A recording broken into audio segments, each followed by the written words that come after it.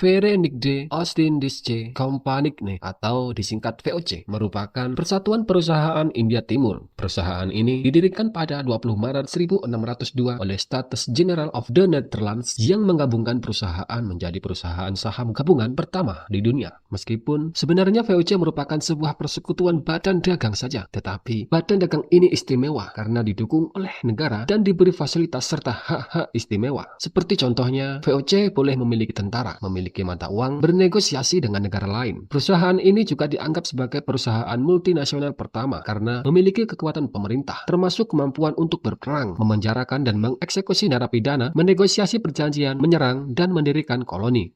Kemudian, pada pertengahan abad ke-18, VOC mengalami kebangkrutan yang menyebabkan perusahaan harus dibubarkan. Kebangkrutan tersebut terkait dengan krisis keuangan yang disebabkan oleh beberapa hal, diantaranya sebagai berikut. 1. Korupsi. Faktor ini merupakan salah satu faktor yang paling sering disebutkan ketika pertanyaan tentang kebangkrutan VOC. Para pejabat VOC mulai memikirkan kepentingan dan keuntungan pribadi dan mengesampingkan keuntungan kongsi dagang. Hal inilah yang menyebabkan beban hutang VOC semakin berat dan akhirnya mengalami kebangkrutan.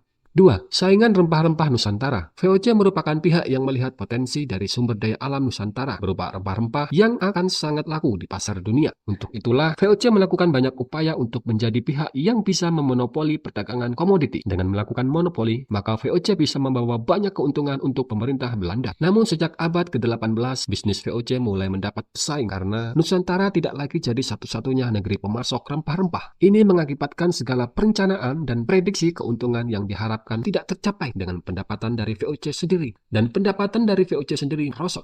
3. Perdagangan ilegal. Ketika menerapkan sistem monopoli rempah-rempah, VOC menetapkan peraturan yang ketat dan mengikat. Hal ini dilakukan agar mereka tidak menjual rempah-rempahnya pada bangsa lain. Namun, luas wilayah kekuasaan VOC ini menyebabkan mereka cukup sulit mengelola dan mengawasi secara menyeluruh. Hal inilah yang mendorong terjadinya perdagangan gelap yang dilakukan oleh para pedagang Nusantara dengan pihak asing. Di sisi lain, Batavia sebagai pusat dari pemerintah kolonial Belanda semakin ramai oleh kehadiran pendatang dari Tiongkok dan Jepang. 4. Anggaran pegawai terlalu besar. Pendapatan VOC semakin menurun disebabkan oleh kecenderungan pejabat VOC yang terus menghamburkan uang. Selain itu, pejabat VOC juga menerapkan sistem feodalisme dalam menjalankan pemerintahan. Tak hanya itu, biasanya para pejabat VOC meminta hadiah dan upeti berkaitan dengan pergantian jabatan. Sistem seperti inilah yang kemudian nantinya berkembang menjadi tindak korupsi yang membuat VOC jadi bangkrut. 5. Persaingan antar kongsi dagang. VOC memiliki wilayah kekuasaan yang sangat luas, yakni mencakup jalur perdagangan Amsterdam, Tanjung Harapan, India, hingga Papua. Hal inilah yang membuat VOC memiliki para pesaing yang datang dari wilayah Eropa lainnya. Negara tetangga Belanda seperti Inggris dan Prancis juga memiliki kongsi dagang yang tidak kalah besar dan kuat. Dari situlah terjadi persaingan yang membuat VOC mengalami kesulitan untuk menjadi satu-satunya kongsi dagang yang mendapat keuntungan.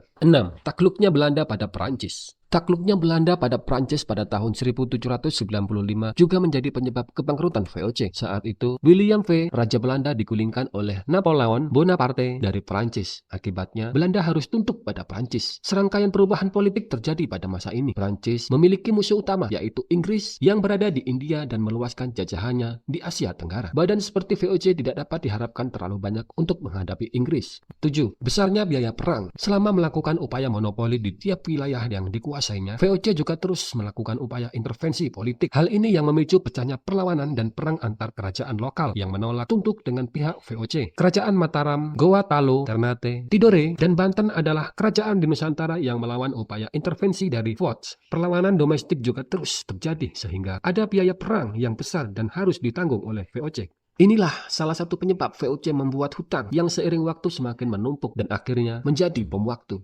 Akhir kata, pelajaran apa yang dapat kamu petik dari peristiwa ini? Tulis pendapat kamu di komentar.